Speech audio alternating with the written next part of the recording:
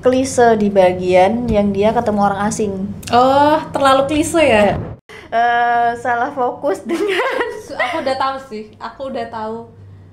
Iya, aku udah tahu. Jonas Rivano. Salah fokus dengan Aku udah tahu sih, aku udah tahu. Iya, aku udah tahu. Selamat datang di komunitas ini. Sudah bergabung dengan komunitas ini sulit loh untuk keluar. Kan dia udah Iya. nekanin itu garis bawah.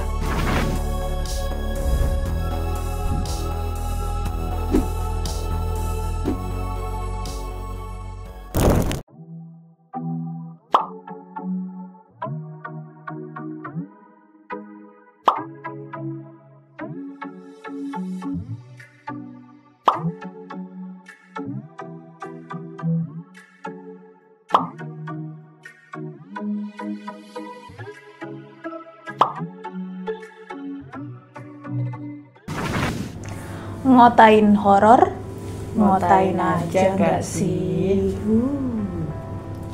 Episode kali ini kita akan bahas yang horor-horor.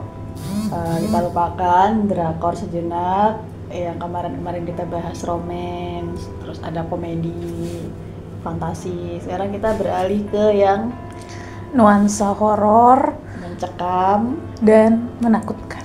penuh konspirasi, dan menegangkan. Apa Langsung yang aja kita nggak sih, Kak? bahas? Boleh. Kita mau mengulas horor yang Indo nih, bukan yang keluar ya. Kita ke lokal dulu. Jadi yang terbaru ini ada film horor yang judulnya Gereja Setan. Tahu kan? Dari siapa nih? Ini. Mongol. Ya, Mongol. Mongol Stress ya kalau Iya. nama ininya ya, nama panggungnya ya, komedian senior yang konon katanya pernah bergabung di sebuah sekte komunitas sesat Iya. gereja setan gitu. Kita mau bahas ke apa dulu nih, Kak? Mungkin kita bahas dari pemerannya dulu kali ya. Sinopsis dulu lah. Oh ya udah, iya, tiba-tiba langsung pemeran. Oke, Iya. sinopsis. Nah, gimana nih? Itu kok kedip ya? Emang kedip? Mm-mm. Mm-mm. Emang kedip? Iya, dia memang Ini kedip. baterainya? Enggak kan? Enggak. Itu Pak. Oh ya, lanjut aja.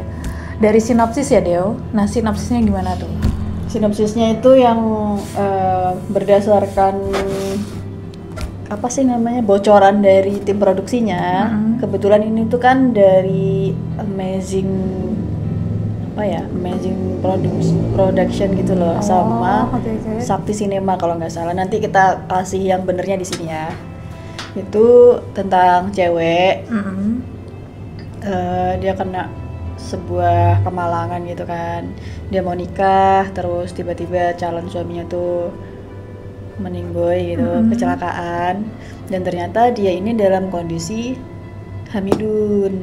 Oh, sebelum dia ini ya? Sebelum dia nikah udah Ya, hamidun. jadi Oke. dia ada menabung dulu kan, tekdung. Terus akhirnya dia frustasi gitu kan, karena dia udah kondisi hamidun, si calonnya meninggoy. Jadilah dia terkuak kayak aib keluarga gitu kan, jadi aib keluarga karena dia hamidun gitu. Oke. Terus ketemu musyawarah keluarga gitu antar keluarga si ceweknya dengan keluarga si almarhum cowoknya ini kan. Ternyata tidak mendapatkan kesepakatan gimana si anak ini akan diterima. Akhirnya orang tuanya mengasingkan dia gitu ke sebuah kota, di luar kota gitulah pokoknya, untuk menghindari cibiran masyarakat kalau dia ini hamidun gitu kan. Nah, dari pengasingannya dia tuh malah bertemu dengan sekte-sekte aneh gitu, kayak orang-orangnya mencurigakan gitu kan, orang-orang yang sesat lah gitu. Jadi dari situ dia malah masalahnya nih malah makin bertambah nih. Bukannya dia pengasingan ini dia bisa memikirkan Kehidupannya masalah kehidupan dia, tapi malah justru bertambah lagi masalah yang lebih besar dari masalah hamidunnya dia ini gitu. Oke. Terus nanti di situ dia bakal bertemu dengan sosok-sosok yang tidak kasat mata gitu. Jadi kayak menegangkan. Ini datangnya sosok ini kenapa, penuh pertanyaan juga kan. Nah, nanti kita akan bahas siapakah lebih dia. jelas ya di sini. Siapa itu yang sosok yang mendatangi si pemeran utamanya ini ya? Ya, dia namanya Ripka. ya. Dia peranin sama si Kathleen Caroline. Nggak tahu bacanya gimana ya, tapi Kathleen Caroline, ntar di sini ada tulisannya. Gitu. Oke. Terus siapa aja nih pemerannya? Ripka tadi kan jadi Kathleen. Ripka tadi dimainkan oleh Kathleen Caroline. Terus di sini tuh Mongol tuh juga ikut. Oh, Mongol, ya. Mongol Stress. Dia jadi si pemimpin sektenya nih kan di sini. Oke, nanti kita kulik ya dia jadi pemimpin sekte gimana.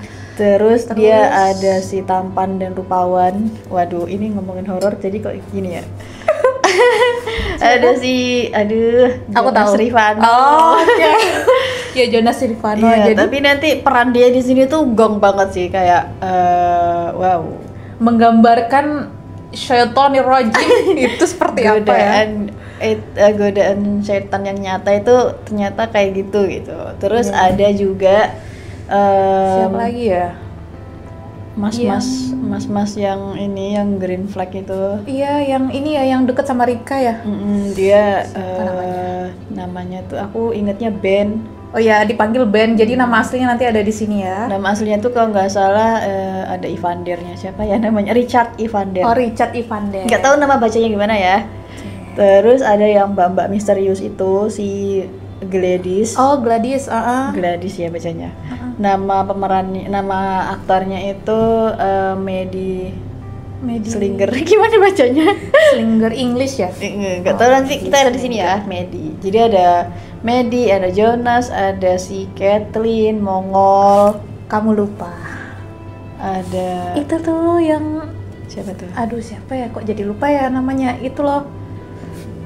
Saudara Arshanti.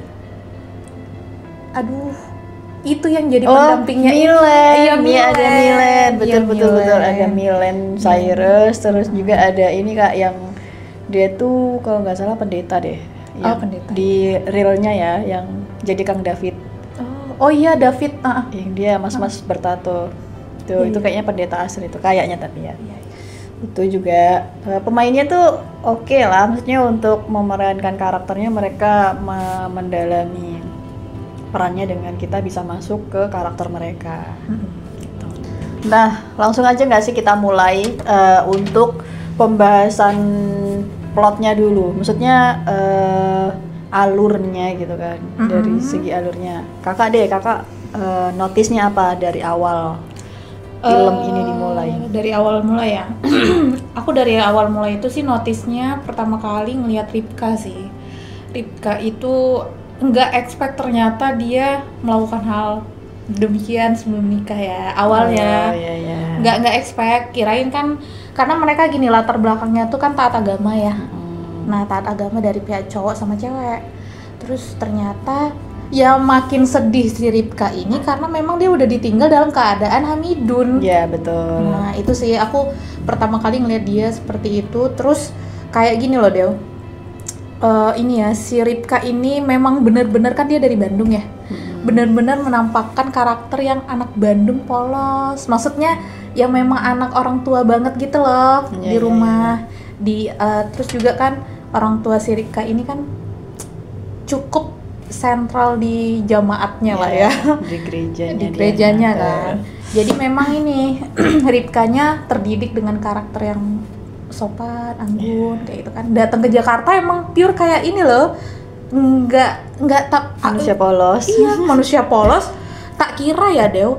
Ini bapaknya nyuruh pergi ke Jakarta itu keluar kota sudah tahu tempat. Tak kira udah tahu loh. Ternyata ini kayak iya memang nggak tahu arah, udah nggak tahu arah, ketemu orang kosong ya, kosong banget. Mana lagi putus asa kan, kita lagi putus asa, agak ini ya, bimbang. Kalau aku ya notice juga sih karena keluarganya si Ripka ini memang taat agama ya. Terus juga ya mungkin namanya manusia kan katanya manusia itu pendosa gitu kan. Jadi ngelihat si Ripka ini, oh ternyata dia berbuat hilafnya tuh sampai sejauh itu gitu. Terus ya mungkin kalau dari pihak POV bapaknya ya, bapaknya si Ripka ini, karena kan bapaknya kayaknya mau mengajarkan kemandirian dan pertanggungjawaban yang harus diambil sama Ripka atas tindakannya dia. Makanya dia harus menentukan nasib dia sendiri gitu di perantauan. Maksudnya ini kan jalan yang sudah kamu tempuh, jalan yang sudah kamu ambil. Kamu melakukan ini dengan kesadaran penuh gitu kan. Jadi ya mulai sekarang kamu harus mencoba untuk bertanggung jawab atas pilihan kamu sendiri gitu. Kayaknya gitu deh dari pihak bapaknya. Kenapa dia pas di pengasingan itu dia nggak dikasih rumah, nggak dikasih alamat atau ketemu siapa gitu kan. Tiba-tiba disuruh datang seorang diri ke Jakarta, konyong-konyong ketemu orang tidak dikenal. Akhirnya tergabunglah ke sekte yang isinya orang sesat semua gitu kan. Ya, terus kalau aku lebih ke ini Kak, notisnya tuh awalnya tuh malah aku ada kecurigaan kok tiba-tiba si suaminya meninggoy gitu, calonnya meninggoy, kayak kok dramatis banget gitu kan. Maksudnya kenapa calonnya dibikin meninggoy gitu, kupikir ada kaitannya dengan si sekte ini kan. Oh, di awal ya. Oke. Ternyata ya memang ada kaitan dengan tokoh yang ketemu Ripka nanti kan.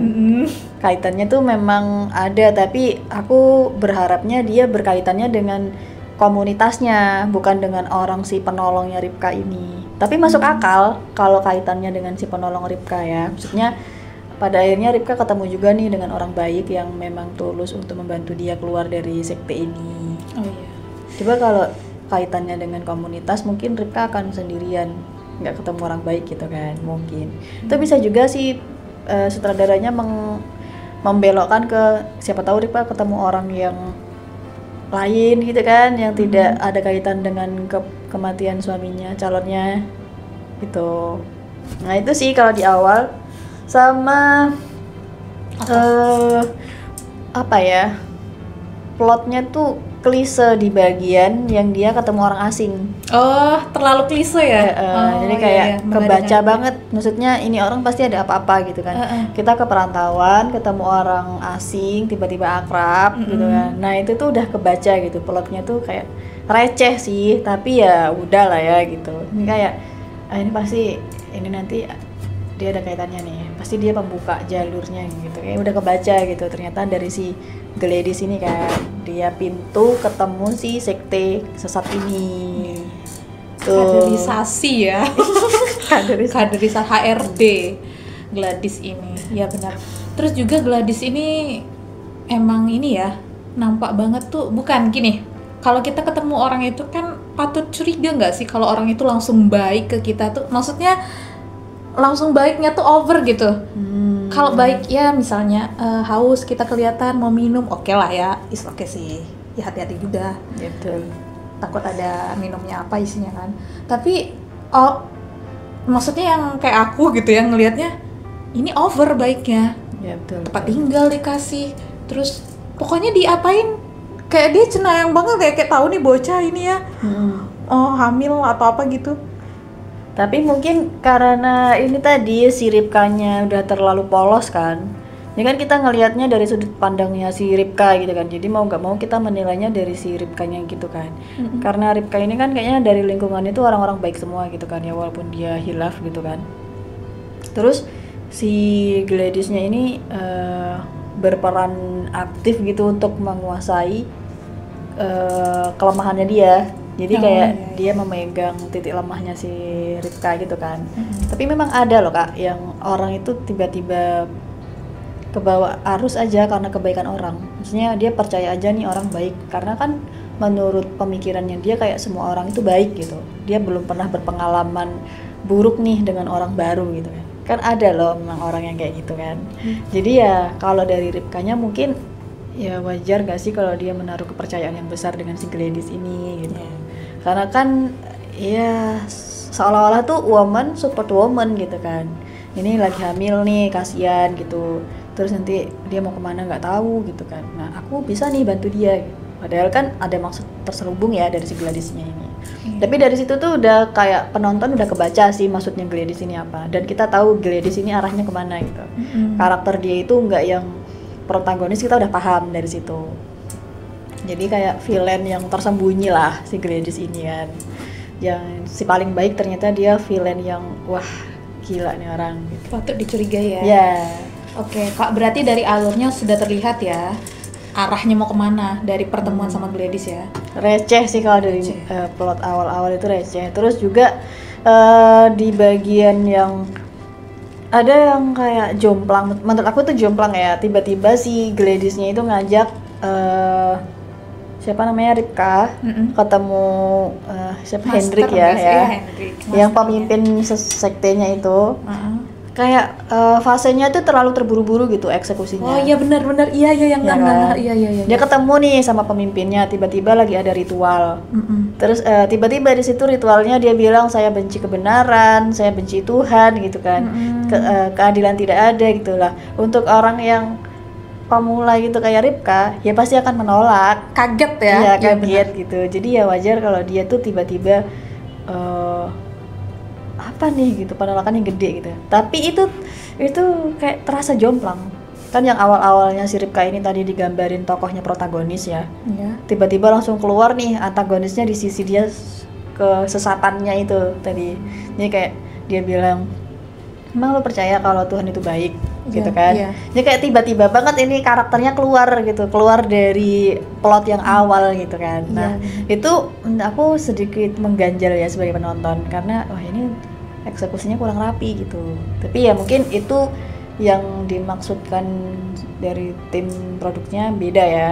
Beda penyampaiannya di penontonnya. Mungkin cuma aku doang yang mikirnya kayak gini. Ada lagi yang mikirnya oh ternyata rapi-rapi aja gitu. Nah, akunya aja yang kayak berlebihan gitu. Terus ada juga yang ini si Ripka ini banyak banget peluang untuk dia itu kabur sebenarnya. Tapi Ripkanya seperti enggan untuk memilih kabur kan. Oke. Nggak tahu dia enggan atau emang dia udah nggak enak karena kebaikan yang tidak bisa dia balas, atau memang dia tidak ada tujuan lain untuk bernaung gitu. Mungkin dia nggak ada tujuan pertama. Yang kedua, iyalah mau kemana? Nggak ada siapa-siapa kecuali si mas-mas green flag itu. Ya, tuh. Siapa Ben ya? Ben ya. Nah, yang kedua gini Dew, kan dia gini, kita nggak tahu ya secara benarnya itu kayak mana. Mungkin dari teman-teman di sini yang pernah mengalami kejadian supranatural yang kayak gini ya. Kayak misalnya nih, kita nggak tahu ini secara psikolognya kan atau apanya itu yang mengejar kita. Dia kan pas pertama kali dibawa Gladys ke Hendrik, si Hendrik itu ya. Iya, pemimpin sektenya. Itu kan dia sudah digoreskan dulu kan, itu pertama kali kan langsung gores, sekrut gitu, langsung diambil darahnya. Itu sensitif loh Dew dalam bidang apa ya kita bilangnya ya, ke persetanan. Oh, itu sensitif Dew soal darah. Ini ya di dunia goib ya. Dunia goib ini soal darah itu sensitif, bahkan bisa masuk ke kita melalui jalur darah. Nah dari darah itu kan kemungkinan ya kita nggak tahu kan apa yang masuk, apa yang mempengaruhi di dalam dirinya, batinnya juga lagi bergejolak kan. Mungkin dari situ aja udah apa ya, dia aja beradu dengan hatinya, dengan pikirannya, mau pergi nggak bisa, tapi ada sisi ketenangan dari si Gladys. Gladys kan iya, nenangin. betul. Nah, Gladys kan kayak nenangin gini loh. Ya gini deh, bener sih. Kalau lagi posisi yang putus asa kayak si Ripka itu emang gejolaknya berasa deh kayak gini. Dibilang kan, emang Tuhan itu adil buat kamu aja dikucilkan, teman kamu nggak ada nerima, terus keluarga kamu menyuruh kamu pergi. Siapa yang di sini? Ibaratnya cuma ada aku kan sama sekte sama teman-teman kita yang ada di sini. Iya. Kayak gitu sih kata aku ya. Oh iya, aku baru ingat juga ya yang pertemuan pertamanya dia itu digoreskan darah. Yang kalau kata Mongol itu adalah salah satu tanda katanya itu bakal diincar oleh iblis gitu kan. Jadi next pengantin iblis gitu. Diincar oleh si Lucifer-nya gitu. Lucifer ya. Nah itu mungkin juga karena itu ya, jadi dia kayak dikendalikan psikologi jiwa dia itu udah dikendalikan sama si iblis ini karena kan dia udah diincar ya, makanya dia nggak bisa keluar. Tapi kalau ngelihat karakternya Ripka, jadi kayak ini masih ada peluang untuk dia bisa keluar, tapi Ripkanya tuh kayak nggak mau ngambil karena karakternya Ripka ini kayak karakter yang nggak jelas gitu loh, ngerti nggak sih? Karakternya tuh dia tidak punya pendirian, makanya gampang diarahkan orang gitu. Ya mungkin benar karena pengaruh psikologi dia belum stabil kan, guncangannya banyak nih, udahlah Hamidun, calonnya meninggal, masuk pula ke sekte sesat, jadi kayak otak dia kayaknya nggak bisa berpikir jernih ya, dia nggak tahu mau mana dulu yang mau diselesaikan gitu. Tapi itu sayang banget eksekusinya tuh buru-buru banget gitu. Sama yang dia ketemu Ben itu juga buru-buru banget, tiba-tiba banget nongol Ben gitu. Kayak itu kenapa gitu kan, ada dijelasin dulu kayak kenapa, kasihlah dulu si Ripka ini bernapas gitu kan, tiba-tiba ketemu Ben terus tiba-tiba jadi pegawai laundry gitu kan. Ini tuh eksekusinya tuh kayak dar gitu loh, terlalu cepat untuk kesini ini terlalu cepat gitu, sementara alur apa ya namanya ya, alur persoalannya, konfliknya yang berpusat di sekte sesat ini terlalu lambat. Iya kan, iya benar. Jadi kayak seputar sekte sesatnya ini terlalu bertele-tele, tapi eksekusinya yang para tokoh-tokoh yang berkeliaran di sekte sesat ini terlalu cepat, jadinya penontonnya ini kayak loh kok tiba-tiba loh ini loh gimana nih gitu kan. Sama yang apa sih, eksekusi di bagian yang mana? Ininya inti dari yang dilakukan sekte itu. Iya, inti konfliknya. Konflik di sektenya ya. Oh iya sih, ya. Nah, tapi di sekte sesat ini aku salah fokus dengan aku udah tahu sih. Aku udah tahu. Ya, aku udah tahu. Jonas Rivano tuh di sini kayak, "Hey, Mas, kamu kan di sini Lucifer ya. Jangan terlalu ganteng, terlalu mempesona para penonton." Tapi itulah memang mencirikan Lucifer itu yang kita mau, godaan syaitan yang terkutuk. Iya, kutuk tapi emang gila ya, maksudnya dia itu pesonanya tuh Polen ganteng, top care. Actingnya emang dapet ya? Iya betul banget. Kayak dia tuh dari segala sisi, ya siapa yang nggak bisa nolak ya kalau Lucifernya kayak gitu. Kalau imannya nggak kuat, iya. Gile, aku aja sepanjang nonton ini, ya ampun, punggungnya aja itu ganteng, punggungnya tampan dan menawan. Punggung doang. Tapi bayangannya doang. Tapi emang iya Deo, selain memang apa ya, dari visualnya dapet banget, Jonas Rivano ini juga Deo, segi dia merayu, betul. Itu dia aku aja merinding gitu bisa ya gitu. Memunculkan dia tatapannya dingin tapi ada ilmu magisnya yang kuat gitu loh. Wah gila ini orang. Dia gimana ya cara ngedapetin itunya nggak sih? Itu kayak cara dia ngebuhul orang nggak sih? Ini kayak gitu. Ya makanya kita tuh harus, ini enggak sih jawabannya kalau kita tuh setiap saat itu harus kayak bismillah gitu kan. Apa-apa tuh bismillah gitu biar ya mental gitu kan. Tapi kalau sekelas Jonas, gila sih ini. Bismillah dulu nggak? Bismillahnya nanti ini. Wah gila, dia ganteng banget sebagai Lucifer ya. Itu yang bikin kita salah fokus. Kayak plusnya di film ini tuh karena ada Jonas. Iya. Jonas Rivano yang aktingnya nggak kaleng-kaleng juga. Mantap banget, dia bisa menggambarkan yang karakter Lucifer yang bersembunyi di balik pesonanya dia, berpura-pura jadi orang yang paling baik padahal dia itu iblis gitu kan. Dia bisa menggambarkan itu, jadi kita bisa mikir, oh iya ya kita harus berhati-hati nih gitu dengan godaan-godaan yang sifatnya duniawi gitu kan. Iya. Iya deh benar. Terus juga dia kan serba tahu ya kekurangan kita pernah ngelakuin apa dulu yang kita butuhin, emang benar pure iblis nggak sih? Ya dia membaca pikiran kita, membaca hati dan pikiran kita. Makanya dan kemunculannya dia itu juga menimbulkan rasa was-was, ngerti gak Kak? Iya, nah itu yang baru mau ku omongin Del. Itu Ini dia tuh dapet sifat banget. iblis banget.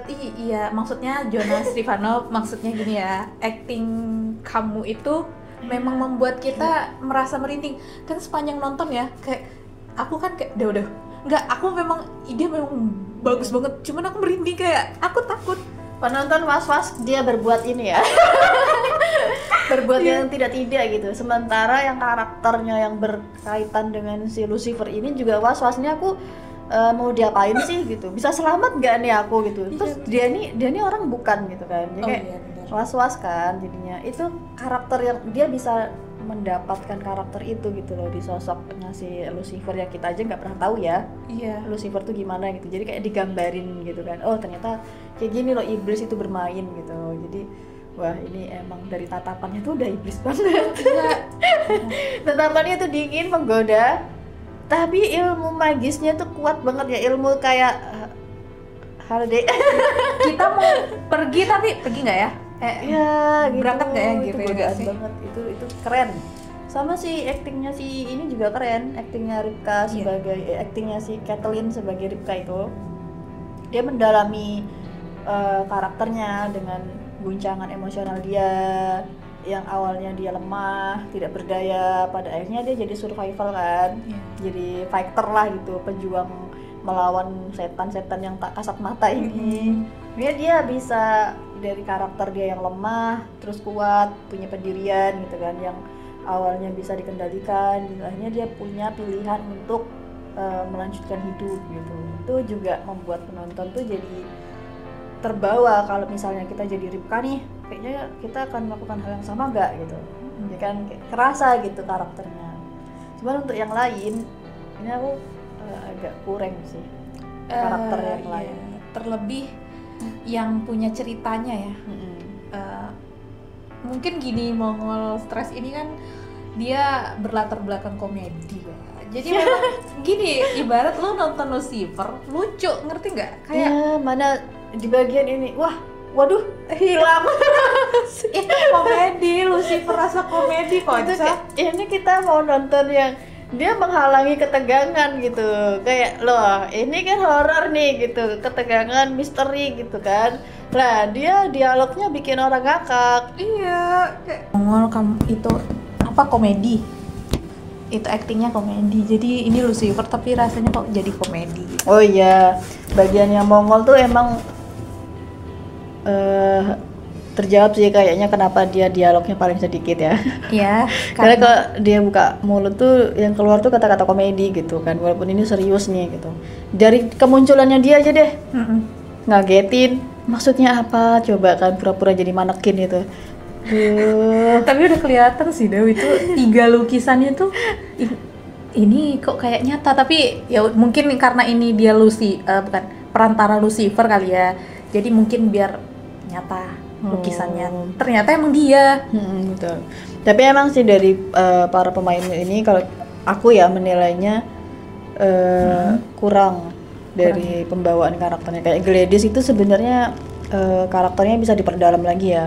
Maksudnya paling enggak dikulik lah gitu, Gladys itu karena apa awalnya bergabung gitu. Terus kayak dia tuh selain laundryannya dia mendapatkan apa aja dari dia bergabung. Itu kan kayak kurang memuaskan gitu. Kenapa si Gladys ini sampai segitunya mau menjadi bagian dari sekte gitu kan. Bahkan dia berambisi untuk jadi pengantinnya Lucifer ini kan. Itu sayangnya kayak nggak dieksplor gitu. Terus juga si ini juga yang karakter-karakter yang hero lah gitu kan, kayak Ben. Itu Ben ini kan dikenalnya kayak dia lemah ya sebenarnya, karakternya lemah nih gitu. Tapi ternyata malah dia yang pada akhirnya tuh the winner. Iya. Nah itu kayak si Kang David yang kita kira kuat gitu kan karakternya, yang dia kayak teguh pendirian banget, dia yakin bisa mengalahkan kesesatan ini gitu. Ternyata dia malah berakhir jadi abu kan. Iya. Nah akhirnya kayak ini tuh banyak scene ketipunya gitu. Jadi dari karakter yang kita duga, kita harapkan oh kayaknya dia bisa selamat nih sampai akhir, kayaknya dia yang bakal next korbannya gitu kan. Si Gladysnya tuh juga karakter yang dia misterinya dapat, penuh misterinya dapat. Cuman kurang antagonis aja dia. Iya benar. Padahal kan dia tuh harusnya ya kalau digambarkan dari ceritanya itu kan Gladys ini dia tidak bisa dinilai baik karena apa yang udah dia lakukan ya. Yaitu dia menyembunyikan apa tuh keinginannya. Enggak, menyembunyikan ini loh yang korban-korban meninggal itu. Oh, oke. Itu kan udah bukti kejahatannya dia ya, kriminalnya dia gitu. Tapi dia terlalu lembut untuk menjadi antagonis. Nggak kelihatan gitu. Jadi kayak kurang menggigit ya. Jadi kayak kurang gitu kan. Nah, kayak karakter-karakter yang banyak karakter yang seharusnya nggak penting, tapi muncul nih di sini gitu. Kayak orang tuanya yang cuma muncul di awal doang gitu. Itu kayak kurang banget. Terus juga karakter-karakter yang ini ya dia kan udah diplotin jadi hantu nih, nongol. Tapi nongol doang aja gitu, nggak ada apa gitu. Kupikir kayak hantunya ini kan udah menjadi korban ya, bakal ya ini kan karena kita udah bahas supranatural ya, kayak bakal jadi salah satu penolong gitu kan di saat si Ripkanya ini udah benar-benar terpojok dengan si sektenya ini kan.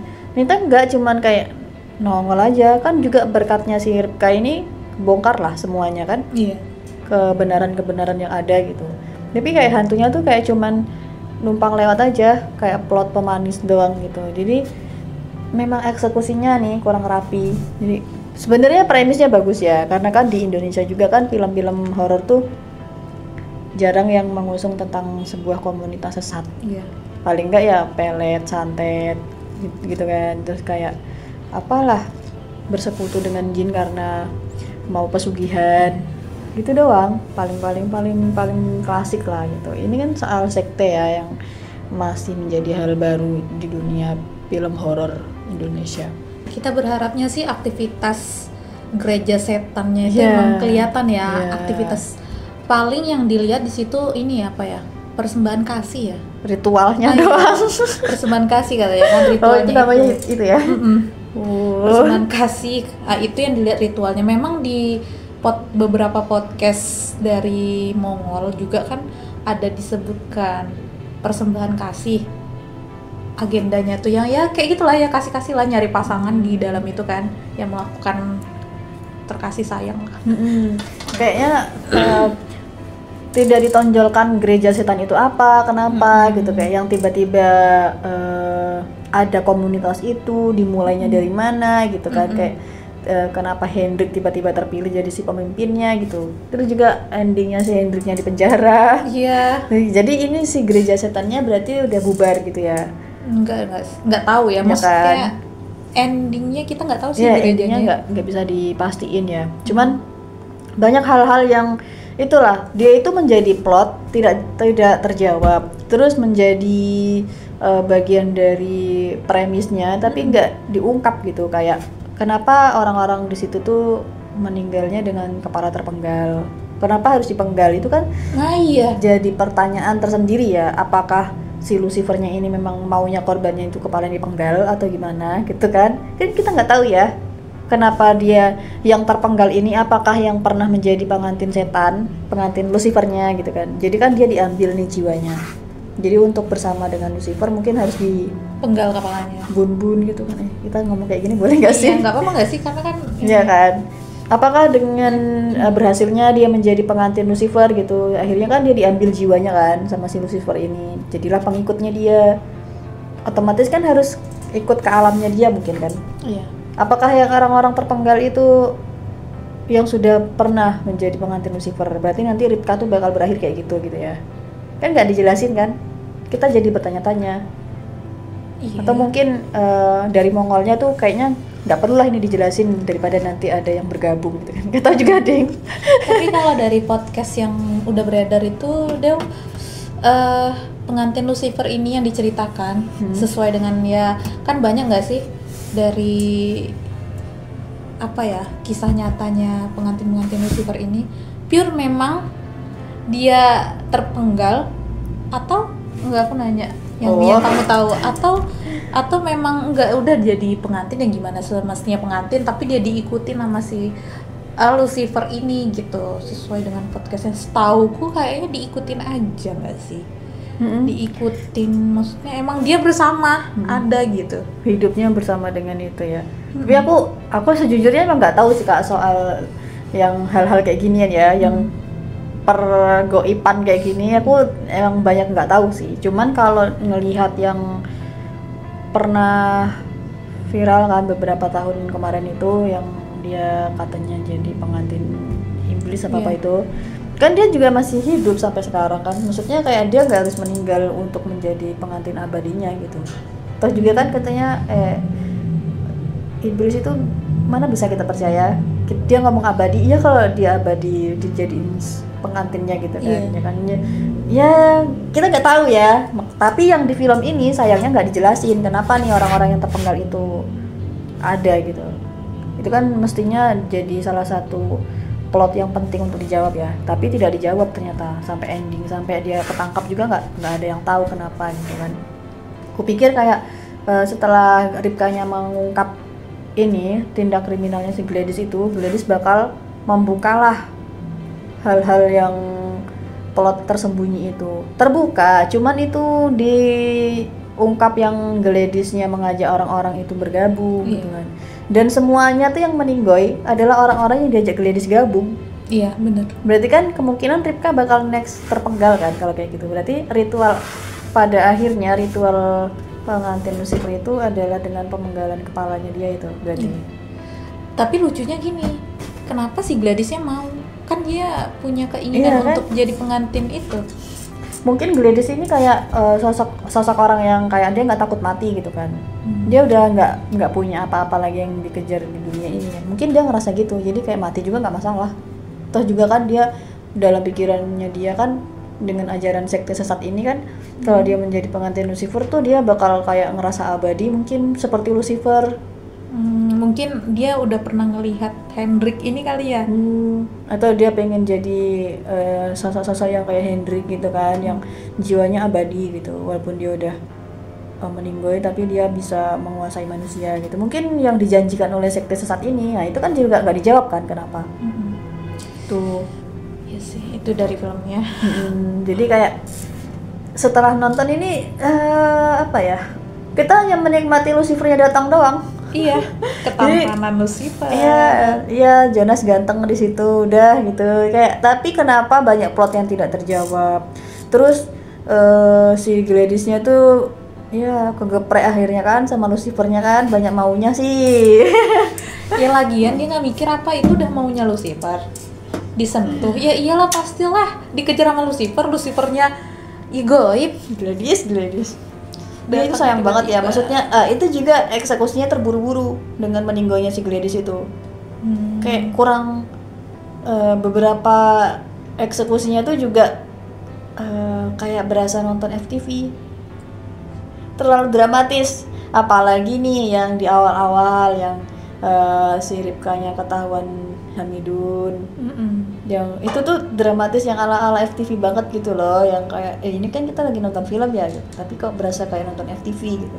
Terus yang si Ripkanya udah tahu nih Gladysnya ternyata siapa, dan ternyata dia memang benar-benar tersesat gitu kan. Kan ada tuh momen dimana si Ripkanya tuh lagi bergelut dengan dirinya sendiri, tapi malah kayak soundtracknya juga kayak agak mengganggu ya, maksudnya soundtracknya itu terlalu dramatis kayak orang-orang habis putus cinta gitu. Padahal mah ini kan soundtracknya tuh harusnya yang ini ya, yang mendukung keputusasaannya dia.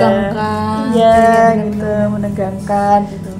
Jadi kayak beberapa eksekusinya tuh udah bagus tapi terlalu dramatis. Ada yang terlalu terburu-buru. Terus ada juga nih yang CGI-nya apa sih ngomongnya? Apa CGI? CGI-nya tuh mengganggu, yang Lucifer aslinya muncul. Itu oh iya. Kenapa nggak digambarin yang kayak manusia aja gitu, tapi make up-nya kayak atau kostumnya gitu kan? Oh ini kayak ini ya, apa ya? Apa sih animasi? Beneran CGI kayak oh ini iya. kayak nonton game. Iya, nah pernah nonton nggak di era tahun berapa ya? 2000-an ke bawah kali ya? Atau 2000-an lah ya, 2000-an. Yang nonton film hantu yang munculnya yang kayak gitu. Masih, bukan maksud, mohon maaf. Kami merasa menonton itu tuh kayak muncul hantu yang pada era 2000-an itu.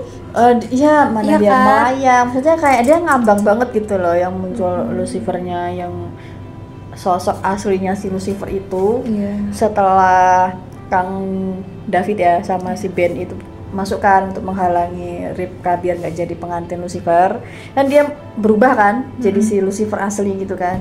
Itu dia ngambang gitu, maksudnya kayak aduh ini harusnya bisa nggak sih lebih Halus ya. aja, Lebih halus. atau enggak apa kayak yang dimunculin gitu kan.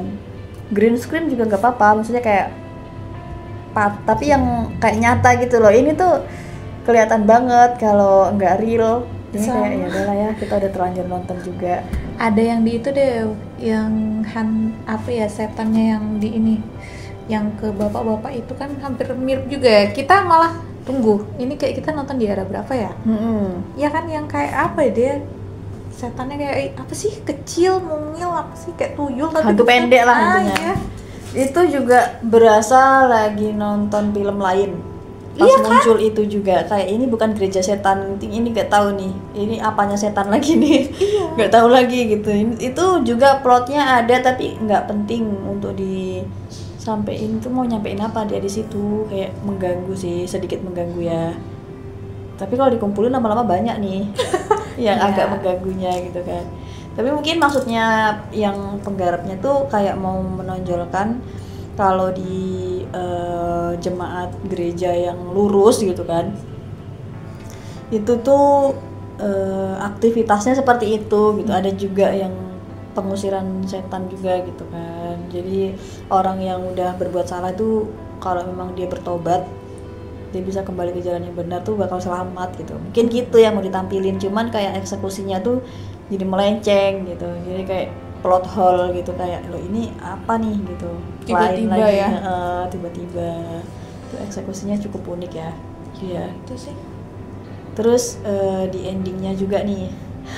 Endingnya tuh ini tatapan meresahkan si Lucifer nih. Kenapa nih dia udah sad boy, ditinggal nikah, terus kayak tatapannya lihat aja nanti. Iya.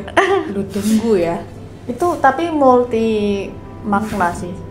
Dia kayak yang pertama tuh mungkin dia akan datang kembali di waktu yang dia inginkan ke Ripkanya itu kan. Atau yang kedua tuh si Lucifernya tuh memang kamu merasa kamu sudah bebas gitu. Tapi kamu belum bebas loh gitu. Kayak kamu merasa kamu sudah menang gitu. Ini kamu tuh belum ini bahkan belum dimulai. Bisa aja kayak gitu kan. Karena tuh ada yang scene, aku nggak tahu ya, itu kan itu mimpi dia ya. Mimpi dia yang dia keguguran. Oh iya. Yang janinnya tiba-tiba diambil sama Lucifer gitu kan. Nah itu kan kayak sebuah pertanda sih, kayak petunjuk kalau sebenarnya memang si Ripka itu sudah tidak mengandung janin manusia. Yang kita tangkap ya. Iya, jadinya aku nangkepnya kayaknya si Ripka ini kan enggeh-enggeh aja nih dijadiin pengantin Lucifer di awal kan. Dan dia tidak ada penolakan, dia menerima kedatangannya si Lucifer gitu kan. Bahkan kan Lucifer menganggap ini Ripka menerima kan kedatangannya dia, penyambutannya Ripka itu. Jadi kayak loh, apakah si Lucifernya sudah menitipkan janin ke dia gitu kan. Jadi kan di endingnya tuh jadi tanda tanya kenapa Lucifernya seperti itu. Masa iya sekelas iblis dia menerima kekalahannya itu, begitu ya aja. Kayak mungkin gitu. Yang kita tahu sifat iblis itu ya nggak tahu deh. Sifat iblis tuh ya sombong gitu kan. Dia aku nggak tahu iblis itu benci kekalahan apa enggak ya. Nggak mau kalah lah Dew. Iya kan, dia punya 1000 cara untuk menang. Seenggaknya menunjukkan kalau Lucifernya ya versi syariah gitu ya. Syariah menerima kekalahan. Ya itu tanda tanya nggak sih opennya? Open lagi. Endingnya tuh open. kayak open ya. Open ending. Terus semudah itu ternyata Ripka untuk keluar dari komunitas gereja setan. Kenapa nggak dari awal aja Kak Ripka? Iya. Nah perlu diingat juga kan ada tuh Hendriknya bilang selamat datang di komunitas ini, sudah bergabung dengan komunitas ini, sulit loh untuk keluar, kan dia udah nekanin itu garis bawah. Nah itu plot hole juga, kan nggak konsisten, katanya kalau susah keluar nih, terus lu di penjara, Ripkanya keluar, terus Lucifernya pelangap-pelongo doang, ngeliatin doang, oh nikah nih jadinya sama si doinya gitu loh. Jadi kayak nggak konsisten. Jadi yang mau ditampilin ini apa gitu? Banyak banget hal yang harus kita bahas nggak sih, Mongol? Ya kita perlu pendalaman nih, Ngol. Dilihat-lihat kayak akrab aja udah. Iya. Jadi itu kayak loh, ini si Ripkanya jadi udah semudah ini ternyata, keluarnya tuh ya udah keluar aja kan ternyata kan. Walaupun ya harus mengorbankan nyawa, itu nggak mudah sih mengorbankan nyawanya Kang David juga kan. Maksudnya kayak selagi keinginannya Ripka mau keluar kan berarti bisa dong. Iya, seharusnya ya. Tapi aku kira ya Dew, aku kira endingnya ini bakal ada yang metong, kecuali David ya. Aku kira bakal si Ripkanya yang metong atau dianya yang sulit keluar untuk sektenya. Aku kiranya gitu endingnya. Oh bisa ya, bahkan di pikiranku emang bisa ya keluar, maksudnya oh jadi gitu. Aku bahkan kayak tanda tanya Dew. Iya kan? Emang gini ya? Soalnya kan kalau kata ini mungkin beda perspektif dari sudut pandang agama ya. Kalau dari ulama-ulama gitu kan yang sudut pandang agama Islam gitu kan, kayaknya memang sulit ya untuk seseorang itu keluar dari jeratan iblis ya.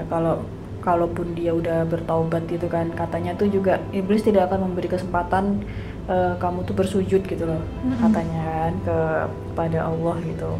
Kalaupun udah bertobat tuh baru kayak sebatas omongan, ya Allah aku udah tobat gitu. Kayak katanya tuh dia juga nggak akan dikasih kesempatan untuk bersyahadat lagi gitu. Kalau dalam Islamnya, mungkin kalau dalam perspektif agama yang kita tahu ini Kristen ya, ternyata ada cara bagi umat Kristiani itu menebus dosanya dan Tuhan itu membukakan jalan gitu kan mereka tuh udah dijabarin tuh di situ, ada ayat-ayat yang Yohanes 1 lah, ada yang apa tuh yang muncul di setiap scene-nya itu kan. Mungkin berdasarkan itu jadi kayak kalau Tuhan udah berkuasa ya udah hambanya akan diambil dengan semudah itu dari jeratan iblis kan. Tapi kalau di ending ini akan mungkin akan lebih ya ending ya. Yang tadi kita udah menilai kan.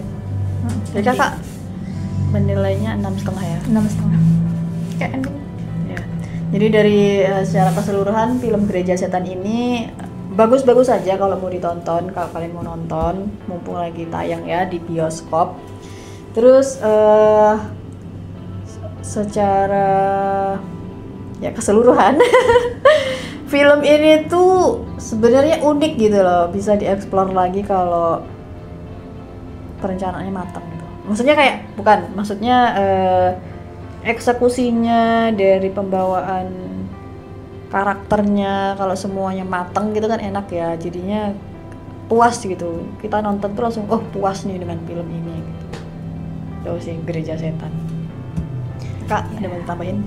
Setidaknya dari film ini kita tahu aktivitas sedikit Gereja Setan itu apa, cara perekrutan awalnya, terus juga ya di dalam itu sedikit ngapain ya, ada sedikit tergambar lah dari itu kan dia lokasinya di antara Jakarta ya. Iya, berarti Jakarta. Kayak Gereja Setan ini ada di Indonesia dong berarti kan. Iya.